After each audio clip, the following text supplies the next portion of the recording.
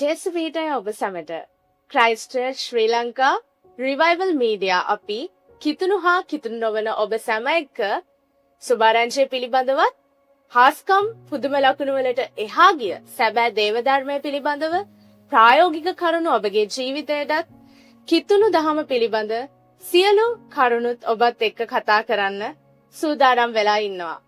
අපි හැමෝම ක්‍රිස්තියානි කියන වචනය ඕන තරම් අහලා තියෙනවා. මොකක්ද මේ ක්‍රිස්තියානි දහම කියලා කියන්නේ? එක්තරා නිකන් ආගමික ලේබලයක්ද? නැත්නම් ඒ පිටුපස ලොකු අර්ථයක් තියනවද? අපි අද කතා කරන්න යන්නේ අන්න ඒ ගැන. ඉතින් මේ කතා බහ සඳහා දේවගැති ජයලත්තුමාට ඉතා ආදරෙන් ආරාධනා කරනවා. ජේසුපීටයි පාස්ටර්. ජේසුපීටයි. ඉතින් කොහොමද පාස්ටර්? හොඳින් පාස්ටර්, ඇත්තටම කවුරු හරි ඇහුවොත් ක්‍රිස්තියානි දහම කියන්නේ මොකක්ද කියලා සරලවම දෙන්න පුළුවන් උත්තරේ මොකක්ද? ක්‍රිස්තියානි දහම පිළිබඳව සරලම උත්තරය දෙස බැලුවොත් ඒ ගැන කෙටියෙන් මෙන්න මෙහෙම කියන්න පුළුවන්. යේසුස් වහන්සේගේ ජීවිතය සහ උන්වහන්සේගේ ගැන්නේ, උන්වහන්සේගේ කුරුසපත් වීම සහ නැවත නැගිටීම මැදි කරගත්තා වූ පණිවිඩය තමයි ක්‍රිස්තියානි ධර්මය කියලා කියන්නේ, ක්‍රිස්තියානි දහම කියලා කියන්නේ. ඒකේ තව කාරණා කීපයක් එකතු කරොත් ඒ සඳහන් වෙනවා දෙවියන් වහන්සේ සහ උන්වහන්සේගේ පුත්‍රෝ යේසුස් වහන්සේ, ඒ වගේම ශුද්ධාත්මයන් වහන්සේවත් මේ ත්‍රිත්වය සම්බන්ධව කතා කරනවා. දෙවියන් වහන්සේත් මනුෂ්‍යයත් අතර ඇති වුණා වූ ඒ වෙන්වීම නැවත එකතු කරන පිණිස ක්‍රිස්තුස් වහන්සේ මේ පොළොවට ආවා. දෙවියන් වහන්සේගේ ප්‍රේමය හරහා තමයි ඒක සිදු වුණේ. මන්ද මිනිස්සු දෙවියන් වහන්සේගේ ප්‍රේමෙන් ඈත්ව විනාශ වෙමින් සිටියා. නමුත් දෙවියන් වහන්සේ තමන්ගේ පුත්‍රයා මේ ලෝකෙට එවන්න තරම් උන්වහන්සේ ප්‍රේම කරා. ඒ ප්‍රේමය ගැන සඳහන් කරන සම්පූර්ණ විස්තරය සඳහන් වෙන්නේ ක්‍රිස්තියානි දහම තුළ. ඔව් පාස්, එතකොට අපි කැමතියි දැනගන්න ඒ දහමෙන් මිනිසෙකුගේ ජීවිතයට ලැබෙන ප්‍රධානම වටිනාකම මොකක්ද කියන එක. වටිනාකම් බැලුවත් ප්‍රධානම වටිනාකම මරණයන් මතු ජීවිතේවත් සදාකාල ජීවනය. සදාකාල ජීවනය වගේ දෙයක් මනුෂ්‍යයට ලැබෙනවා කියන්නේ මරණයන් මතු පාපේ කුලිය ගැන බයිබලයේ සඳහන් කරන්නේ අපාය එහෙම නැත්නම් නිරය. නමුත් යේසුස් වහන්සේ තුලින් ලැබෙන ත්‍යාගය තමයි මරණයන් මතු සදාකාල ජීවනය. ඒක පමණකින් සෑහෙන්නේ පෞකමාව, දේව සබලතාවය, සුද්ධකම, ඒ වගේම මිනිසා පිළිබඳව සැබෑ අනන්‍යතාවය. කියන්නේ මනුෂ්‍යයා කියන්නේ කවුද කියලා හොඳටම අවබෝධ කරගන්න පුළුවන් එකම මාර්ගය තමයි යේසුස් වහන්සේ. උන්වහන්සේ අදා ගැනීමත් සමග මනුෂ්‍යයාගේ බැවුම්කාර දෙවියන් වහන්සේ සමග ඇසුරට ලැක්වීමත් සමග මනුෂ්‍යයාට අරුතක් තියෙනවා, ජීවිතේට ජීවත් වෙන හේතුවක් තියෙනවා, ඒ වගේම ඉලක්කයක් තියෙනවා. ඉතින් මේ ඔක්කොම දිහා බැලුවාම සදාකාල ජීවනයේ තරම් උතුම් ත්‍යාගයක් මම හිතන්නේ මනුෂ්‍යයාට වෙන කොහෙන්වත් ලබා ගන්න බෑ. ඒත් එක්කම පොළවේ දැන් ජීවත් වෙන ජීවිතේටත් සැබෑ අරුතක් ඇතුව ජීවත් වෙන්න පුළුවන්. මම හිතනවා ඔයගලන්ට ඉතාමත් හොඳ පිළිතුරක් ලැබුණා කියලා. ඉතින් මම ඊළඟ ප්‍රශ්නෙට යනවා. යේසුස් වහන්සේගේ චරිතයෙන් අද ඉන්න කෙනෙකුට ගන්න පුළුවන් ලොකුම ආදර්ශ කිව්වොත් අපි මොනවා ගැනද අපි කතා කරන්න පුළුවන් පාස්ටර්? නිපුණේ මට ඒ ගැන කියන්න පුළුවන් හොඳම දේ තමයි සරල බව කියන එක. ක්‍රිස්තුස් වහන්සේ මේ පොළොවට බිහි වෙන්නෙම සාමාන්‍ය පවුලක් සමග. නැත්නම් දැනසේ තෝරාගන්නේ මරියතුමිය සහ ජොසේතුමා වගේ සාමාන්‍ය සරල ජීවිතයක් ගත කරු පවුල. උන්වහන්සේ මිහි පිටට බිහි වුණ දවසේ ඉඳලා ගත කළ විදිය සහ ජීවත් වෙච්ච ආකාරය දිහා බලන විට අද අපේ ජීවිතේ ලොකු අභියෝගයක්. මොකද බොහෝ ඉලක්කයන් මනුෂ්‍යයන්ට තියෙනවා, බොහෝ අරමුණු තියෙනවා, සීමාවකින් තොර වූ බලාපොරොත්තු මිනිසුන්ගේ ඔළුව පිරලා තියෙනවා. නමුත් යේසුස් වහන්සේ පොළොවට ආපු දවසේ ඉඳලා උන්වහන්සේ සැලසුම් කරේ නිතරම තමාගේ කැමැත්ත කරන්නේ නෙවෙයි, දෙවියන් වහන්සේ කැමැත්ත කරන්නේ. ඒ කරනකොට ඒකේ එක කොටසක් තමයි මව්පියන් බලා ගන්න එක, සහෝදර සහෝදරයන් සලකන එක, කාටවත් ණයක් නොවි ජීවත් වෙන එක, කාගෙන්වත් ඉල්ලන කන්න නැතුව දාඩිය මාංශේ වැඩ කරන එක. උන්වහන්සේ තමාගේ රැකවල් පියාගේ වියෝෙන් පස්සේ තම පවුලේ බර කරට අරගෙන මරියතුමේට උපකාරයක් වෙමින් මල්ලිලා හෝ නංගිලා සමග කාලය ගත කරන ගමන් යමක් උපයන්න පියාගෙන් ලැබුණු ඒ වෘත්තිය දිගටම කරගෙන මවට කිසිම හිගයක් වෙන්න නොදී සහෝදරයන්ගේ සහ සහෝදරයන්ගේ අවශ්‍යතා සපයාගෙන සමාජයට සේවයක් කළ උන්වහන්සේගේ වෘත්තියෙන් බැලුවොත් වඩුවෙක් ලෙස උන්වහන්සේ මහත් බලපෑමක් කරන කාටවත් දොසක් කියන්න බෑ උන්වහන්සේ වෘත්තිය ගැන. කිසිම ගම්වැසියෙක් චෝදනා කරේ නැහැ. උන්වහන්සේ අඳුන ගන්න යන විට මිනිස්සු කිව්වේ මේ වඩුවා නොවේද? මේ වඩුවාගේ පුතා නොවේද? ඔහුගේ පවුලේ අපි දන්නේ නැද්ද? දැන් මේ ඒ කතා කිව්ව මිසක් කුලත් ණය වෙලා හිටියා, ණයට ගත්තා, අතන බැන්නා, මෙතන බැන්නා කියලා කිසිම චෝදනාවක් නැහැ. උන්වහන්සේ දෙවියන් වහන්සේ ඉදිරියේත් මනුෂ්‍යය ඉදිරියේත් ප්‍රසන්නව ජීවත් වුණා. ඒත් එක්කම ඒ ගැන ලූක් පොතේ දෙවෙනි පරිච්ඡේදයේ 52 කියනවා යේසුස් වහන්සේ කුඩා අවදියේ සිට දෙවියන් වහන්සේ ඉදිරියේත් මනුෂ්‍යය ඉදිරියේත් ප්‍රඥාවෙන් උසමහතින් වැඩුණා කියලා කියන බුද්ධිමය වර්ධනය, ඒ වගේම සමාජ සම්බන්ධතා ආත්මික සහ ශාරීරික කියන අංශ හතරම උන්වහන්සේගේ ක්‍රමානුකූලව සිදු වුණා. ඒකට සැප සම්පත් බලපෑවේ නැහැ. තියෙන දේ තුල ලැබුණු දේ තුල තෘප්තිමත් ජීවිතය. ඒකයි මම කිව්වේ සරල බව කියන්නේ. බොහෝ දේවල් ඔළුවේ දාගෙන අනවශ්‍ය ඉලක්කයන් කරා කියන්නේ. නිතරම උන්වහන්සේගේ මම ආවේ මගේ පියාණන් වහන්සේ කැමැත්ත ගන්න. ඒ කැමැත්ත තුල තමයි මම සහ පවුලයි පලා ගැනීම. සමාජයට බලපෑමක් කිව්වේ. ඒ ඔක්කොමත් එක උතුම්ම එක තමයි පාපයෙන් මිනිස්සයා ගලවන පෙර සමගගේ ජීවිතේ පූජා කරන ඉතින් කෙටියෙන් කිව්වොත් මම නම් දකින්නේ උන්වහන්සේ සරල ජීවිතයක හොඳම ආදර්ශයයි. ඔව් හැබැයි පාස්ටර් අද වගේ සමාජික ආදරය සමාව දීම කියන ඒක ප්‍රායෝගිකව කරන්න පුළුවන්ද? මම හිතන්නේ බැරි කිසිම නියෝගයක් බයිබලේ දීලා නැහැ. පරණ ගිවිසුමෙත් ඔය කතාවම තියෙනවා. දෙයනසේ මොසෙස් තුලින් කියනවා උන්වහන්සේ පැනුව එක පනතක්වත් අමාරු දෙයක් නෙවෙයි. තාම සරලයි. හැබැයි ප්‍රශ්න තියෙන්නේ ආදරය කරන එකයි සමාව දෙන එකයි සමාව ගන්න එකයි කියන එක නිතරම පැති දෙකක් තියෙනවා. සමාව දෙන පුජ්‍යලයයි සමාව ගන්න පුජ්‍යලයයි දෙන්නම එකක වෙන්න ඕන. ඒ වගේම ආදරයත් ප්‍රකාශ කරන්න පුළුවන්. නමුත් ආදරය ලබන්න කෙනෙක් එකඟ වෙන්න ඕන. ඔය ගැන හිතුවොත් බොහෝ තැන්වල සමාව ඉල්ලනවා, සමාව දෙනවා. නමුත් දෙපැත්තම එකඟතාවය නැහැ. නමුත් සමාව දීම ගැන යේසුස් වහන්සේගේ අවම මිම්ම තමයි උන්වහන්සේ කියන්නේ අඩුම ගන්න සිතින් සමාව දෙන්න කියලා. ඒ වගේම ආදරය ගැන කිව්වත් උන්වහන්සේ නුඹට මෙන්න ඔබේ අසල්වාසයට ප්‍රේම කරන්න මට ආදරය කරන්න කියලා කිව්වා. ඉතින් අද සමාජයේ ලොකුම අවශ්‍යතාවය මගේ වත්ත පිටියේ මගේ ඉඩම පිරිසිදු තියා ගැනීම සමාජයට කරන ප්‍රේමයක්. මොකද අද ඩෙන්ගු කියන එක ලොකු බලපෑමක් කළා තියෙනවා මනුස්සයන්ට. වසංගත වලින් අනන්ත අප්‍රමාණ මිනිස්සු මැරෙනවා අපි දැක්කා රෑ දවල් දෙකේ මාධ්‍යයෙන් කියනවා. හැබැයි තමන්ගේ වත්ත පිරිසිදුව තබා ගැනීම අසල්වාසයට කරන ප්‍රේමයක්. ඉතින් එහෙම අපි හරියට කරොත් අපේ වත්ත සුද්ධ කරගෙන අපේ තියනම් අපේ අසල්වාසෙන්ට ප්‍රේම.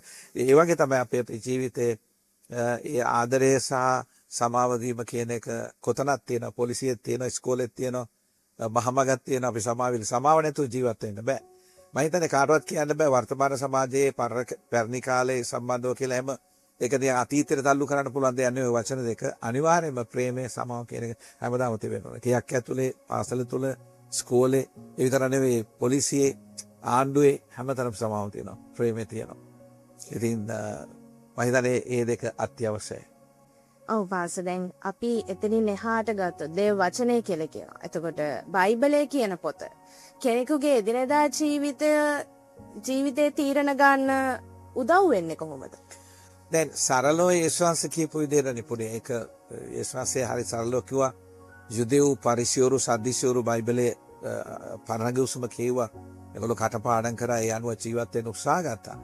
හැබැයි යේසුස් කිව්වා ඔබලා ලියවිල්ල කියවනවා ඒ ජීවනය තිබෙන නිසා.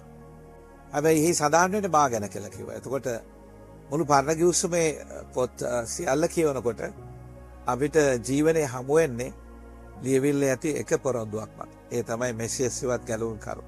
යේසුස් කිව්වා මෙහි සියලු දේ තියෙන දිවසුරුංග පොත්, ඊතිකා පොත්වල, ඒ වගේම ව්‍යවස්ථා පොත්වල සඳහන් වෙන්නේ මා ගැන කියලා ලූක් 24 වෙනි පරිච්ඡේදය කියනවා. මම හිතන්නේ මිනිස්සෙකුට යේසුස් වහන්සේව දැක අදහ ගන්නට වඩා මේ කාලය ගැන යේසුස්ගේ නොදක විශ්වාස කරන මිනිස්සයා වාක්‍යවන්තයි කියලා කියනවා. මේ යුගයේ උන්වහන්සේ නොදක විශ්වාස කරන යුගයේ. ඒක තෝමස් තුමාට කිව්වා. හැබැයි උන්වහන්සේව හොඳට දකින්න පුළුවන් එකම දේ තමයි ලියවිල්ල.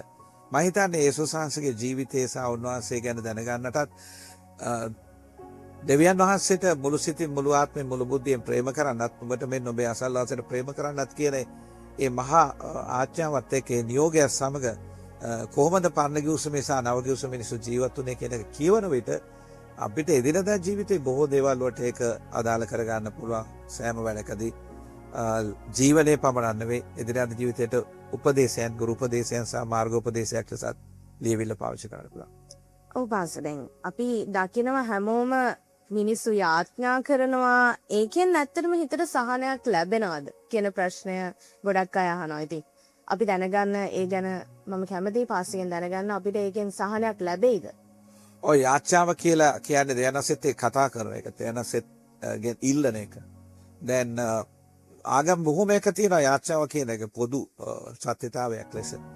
නමුත් ක්‍රිස්තියානි ධර්මයේ යාච්ඡාව කියන්නේ ඒ සාමාන්‍ය අනිත් ඉගැන්වීම් වල කරන යාච්ඡාවට වඩා හාත්පසින් වෙනස්. ඒක පාර්ශවික සිදුවෙන දෙයක් නොවේ. යාච්ඡාව කියන්නේ දෙවියන්වහන්සේට කතා කිරීම විතරක් නෙවෙයි දෙවියන්වහන්සේ අපිට කතා කරනවා යාච්ඡාව තුළදී. උන්වහන්සේ ජීවමානයි. උන්වහන්සේට පෙනෙනවා, ඇහෙනවා, දකිනවා. උන්වහන්සේ කතා කරනවා, මඟ පෙන්නනවා. ඒතකොට යාච්ඡාවේදී වෙන්නේ දෙවියන්වහන්සේට අපේ වේදනාව ප්‍රශ්න කියන එක විතරක් නෙවෙයි. උන්වහන්සේව නමස්කාර කරනවා.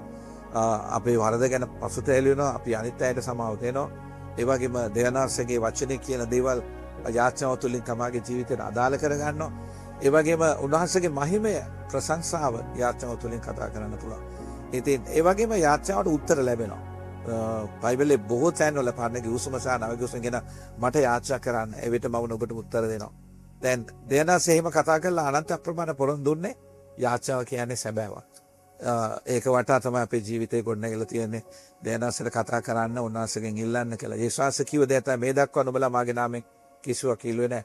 නමුත් නුඹලාගේ ප්‍රීතිය සම්පූර්ණ වෙනස මගෙන් ඉල්ලන්න කියලා යොහන් පොතේ කියනවා. ඉතින් බොහෝ පළදරන පිණිසත් ඉල්ලන්න කියලා දෙනවා. පියාණන්සේගේ මහිමේ පිණිස. ඒ නිසා යාච්ඡා කරන්න නොකඩවා යාච්ඡා කරන්න කියලා සුදු පවතුමා කියලා තියෙනවා. ඒ නිසා යාච්ඡාව කියන්නේ සැබෑවක්. ඇත්තට මේකේ ප්‍රතිඵල තියෙනවා, උත්තර තියෙනවා. ඒ වගේ මඟ පෙන්නෙම සුවවි හාස්කම්මේ ආසිතෝ සිදු වෙනවා. සමාදානයක් ඇති වෙනවා උන්වහන්සේගේ පාමුලින් ඉඳලා යාච්ඡා කරපුවා. ඕනම කෙනෙකුට ඒක අත්දකින්න පුළුවන්. අනිවාර්යෙන් දැන් මම දැනගන්න කැමති තව ප්‍රශ්නයක්. ඒතර ගොඩාක් සමාජයේ තියෙන ප්‍රශ්නයක්. ජීවිතේ ප්‍රශ්න කඩා වැටීම් එද්දී මේ ඇදහිල්ල කියන දේ ක්‍රිස්තියානි අයගේ ඇදහිල්ල කියන දේ අල්ලලා තියාගන්න අපි මොන වගේ දේවල්ද කොහොමද ඒකට අපි මොන වගේ දේවල්ද කරන්නේ? දැන් අදහාගත් කෙනෙක් දිගටම ඇදහිල්ල පවත්වාගෙන යන්න මහත් වෙරවීරියක් දරන්න ඕන කාර්යයක් කියලා හුඟක් අය හිතනවා නෑ. යේසුස් වහන්සේගේ නාමය කරේ අපි අදහපු ගමන් අපි සම්බන්ධ වෙන්නේ අහස පොළොව මොහොත බැවුද යනසෙත් එක්ක. උන්වහන්සේ එක්ක අපි ඇසුරක් පටන් ගත්තාම ඒක කඩන්න කාටවත් බෑ. මා දෙවියන්වහන්සේත් අතර ඇති වෙන සම්බන්ධතාවය වෙන් කරන්න බෑ. ඒ ප්‍රේමයෙන් අපි වෙන් කරන්න කිසිවෙකුට බෑ කියලා කියනවා. ඉගකව නැතිබරිකම, පීඩා, දුක් වේදනා, නිර්වස්සකම, එමෙ නැත්නම් අගේකම, නැත්නම් අධිපති බලධාරී බලපරාක්‍රමාත්ම කිසිවෙකුට බෑ. හිත වේදනාවකටවත් බෑ. මරණයටවත් බෑ. මරා දැමුවත් යේසුස්සේ දෙවියන්වහන්සේත් අතර අපිට තියෙන ඇලුම් බව කඩන්න බෑ කියලා කියනවා. ඒකට හේතුව එකක් දෙවියන්වහන්සේ අපිත් එක්ක වාසය කරනවා. යේසුස් වහන්සේ අපිත් එක්ක ඉන්නවා. සුද්ධාත්මයන් වහන්සේත් අපිත් බයිබලයේ කියන ත්‍රිත්වයම අපිත් එක්ක ඉන්නවා. ඉතින් දෙවියන්වහන්සේ මාතුලන මම දෙවියන්වහන්සේ තොල්න යේසුස් වහන්සේ මාතුලන මම යේසුස් වහන්සේ තොල්න සුද්ධාත්මයන් වහන්සේ මාතුලන මම සුද්ධාත්මයන් වහන්සේ තොල්න අපිව වෙන් කරන්න බෑ. නොකඩවාම ඒ ජීවනය අලුත් වෙනවා. ලියවිල්ල සමග යාත්‍රාවත් එක්ක අපි නිතර දිනපතා ඒ සම්බන්ධතාවය අලුත් කරගන්නවා. ඒක කවදාවත් කඩන්න බෑ. ඒක දිව්‍යමය සම්බන්ධතාවක්. මොකද අපි දෙයනාසගේ දරුවෝ ලෙස ඉපදුනාට පස්සේ ඒ දේව දරු සම්බන්ධතාවය ආය කාටවත් කරන්න බෑ. ඒක කිසි විදිහක මේ අමාරු කාර්යයක් කියලා කියන්නේ වෙන මොනක් නෙවෙයි. සම්බන්ධතාවය පවත්වා ගැනීමට වඩා තියෙන්නේ අපි ලෝකයේත් එක්ක ගැටෙනකොට අපි ලෝකයට තියෙන ආසාවල් එක්ක අපි මිශ්‍ර වෙනවා මිසක් දේව සම්බන්ධතාවය සම්බන්ධව එහෙම හිතන්න බෑ. ඒක ස්ථිර දෙයක්. ඔව් පාස් දැන් ඒකත් එක්කම මං කැමති යන්න සභාව පැත්තට. ක්‍රිස්තියානි සභාවක් ඇතුලේ තියෙන්න ඕනේ සැබෑ පණිවිඩ. ඒ ඇතුලේ ගැප්ව තිබෙන්න ඕනේ සැබෑ පණිවිඩ කොමක්ද කියලා වොත් පාස්ටර් මොකක්ද කියන්න තියෙන්නේ? සභාව කියන්නේ සම්පූර්ණ වෙච්ච මිනිස්සු ඉන්න තැනක් නෙවෙයි. හරිද? සභාව කියලා උඟක් අය හිතනවා දිව්‍ය ලෝකේ වගේ කියලා හිතනවා. ඔබ සභාවේ নানা ප්‍රකාර මිනිස්සු ඉන්නවා. සභාව තුල සාමත් හැරීම ලැබපො නැති යේසුස් පිළිගත්ත නැති හිතවත්කමට නෑකමට නැත් ඉන්නවා.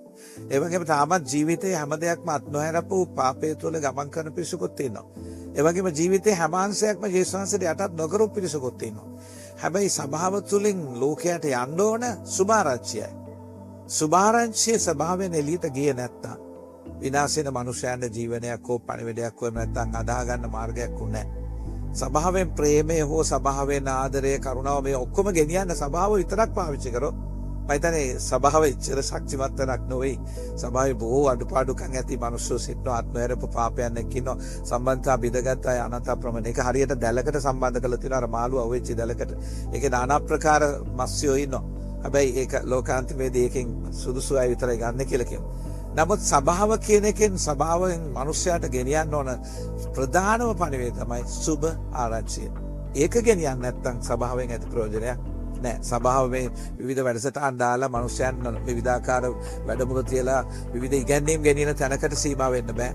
සභාවේ උපරිමය තමයි මහා නියෝග ඉෂ්ට කිරීම, සුභාරංචි ගෙන යාම, ගෝලයන් බිහි කිරීම, සභාරෝපණේ ලෝපුරා උන්වහන්සේගේ වචනය උගන්වමින් ශ්‍රාවකත්වයට ගේන්න ඕන කියන එක තමයි සභාවේ ප්‍රධානම කාර්ය සාධනය වෙන. ඔව් ඇත්තටම අපි ගොඩාක් දේවල් ගැන කතා කරා. මම අවසාන වශයෙන් පාස්ටර්ගෙන් අහන්න කැමතියි. දැන් වෙනත් ඕනම කෙනෙකුට, ක්‍රිස්තියානි නොවන කෙනෙකුට ජීවිතය ලස්සන කරගන්න අපේ කිතුණු ජීවන රටාව ඇතුළත් කරගත්තොත් ඒගොල්ලන්ට ඒකෙන් පොදු පණිවිඩයක් ගන්න පුළුවන්. ඒ පණිවිඩය මොකද්ද? දැන් මමත් වරක් යේසුස් වහන්සේ ගැන දැනගෙන හිටපු කෙනෙක් නෙවෙයි. මම විශ්වාස ගැන මුලින්ම අහන්න ගන්නේ අවුරුදු 14 වගේ කාලෙදී. හැබැයි මම සභාවකට ගිහලා යේසුස් වහන්සේ අදහන්න ගත්ත ස්ථීරවම අවුරුදු 21. මට දැවුණ දෙයක් තමයි මිනිස්සයා දැනගත යුතු සැබෑ පණිවිඩය යේසුස් වහන්සේ. ඒ වගේම දෙවියන් වහන්සේගේ ප්‍රේමයට මිනිස්සෙක් ඇතුල් වුණොත්, දෙවියන් වහන්සේ සමග සහභාගීත්වයක් ඇති වුණොත් ඔව් මේ ලෝකෙන් ජය ගන්නවා කියන එක. හැබැයි පල්ලියට ආවට පස්සේ පල්ලියේ බොහෝ ප්‍රශ්න තියෙනවා. පල්ලියේ අඩුපාඩුකම් තියෙනවා. පල්ලියේ নানা ප්‍රකාර මිනිස්සු ඉන්නවා.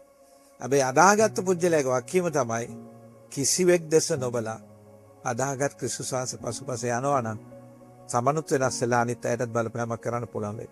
ඒ නිසා ඇත්තටම සභාවෙන් එන මේ පණිවිඩය යේසුස් වහන්සේ තුළ තිබෙන දේව සමල්තාවය මම හිතන්නේ මනුෂ්‍ය ජීවිතයේ මනුෂ්‍ය ලෝකෙට විශාල බලපෑම. මොකද මිනිස්සු ආදරේ, ප්‍රේමේ, කරුණාව නැතුව, විශේෂයෙන් සමාව නැතුව, ජීවිතයත් වැරදිච්ච දේවල් වලට සමාවක් නැතුව, ඒ සමාව නැති කනස්සලු භාවය නිසා ජීවිතේ නැති කර ගන්නවා. ඒ වගේම කලකිරීමෙන් මත්ද්‍රව්‍ය සහ වෙනත් දේවල් වලට ඇබ්බැහි වෙනවා. ඒ වගේම ජීවිතේ අරමුණෙන් ඉවත් වෙනවා. නමුත් සුභාරංචිය තුල තියෙන වැදගත්ම පණිවිඩය තමයි සමාව. දැන් දෙවියන් වහන්සේ මිනිස්යාට සමාව ලබන්න මාර්ගයක් කරන් දීලා තියෙනවා. ඒ යේසුස් වහන්සේ තුලින්. ඉතින් සභාවෙන් ඒ යන පණිවිඩය මම හිතන්නේ සමාජයට වෙන කාටවත් දෙන්න බැරි විසඳුමක් සභාවෙන් ගේනවා. අනිවාර්යෙන්ම.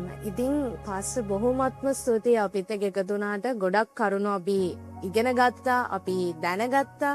මං හිතනවා අපේ ජීවිතයට ගොඩාක් මේක ඉතාමත් රුකුලක් වෙයි. අපේ ජීවන රටාවේ තියෙන ගොඩක් ලොකු ප්‍රශ්න වලට විසඳුම් වලට. ඉතින් අපි එකම පිළිතුර විදියට යේසුස් ක්‍රිස්තුස් වහන්සේ දෙස බැලුවොත් අපේ ඇදහිල්ල වටන්න කාටත් බැරි බව ඔගොල්ලන්ට මේ කතා බහෙන් තේරුම් යන්න ඇති. ඉතින් මම කැමති ඔගොල්ලෝ මේ ගැන මොකද හිතෙන්නේ, ඒ වගේම මේ එක්කම ඔගොල්ලන්ගේ ජීවිතයට යේසුස් ක්‍රිස්තුස් වහන්සේ පිළිගන්න කියලා ආරාධනයක් එකතු කරමින් මේ කතා බහ නිමා කරන්න. ඉතින් ජේසුබීටයි පාස්ටර් බොහොමත්ම ස්තුතියි අද අපිත් එක්ක එකතු වුණාට. ජේසුබීටයි නිපුණේ මාව ආරාධනා කරන්න බොහොම ස්තුතියි. ඔබත් දේව වචනේ සැබෑ ගැඹුරට යන්න, උන්වහන්සේගේ නොවෙනස් වන ආදරය ආත්මවිඳින්න කැමති නම් අපිත් සමග අත්වැල් බැඳ ගන්න. ජේසුබීටයි ඔබ සැමට.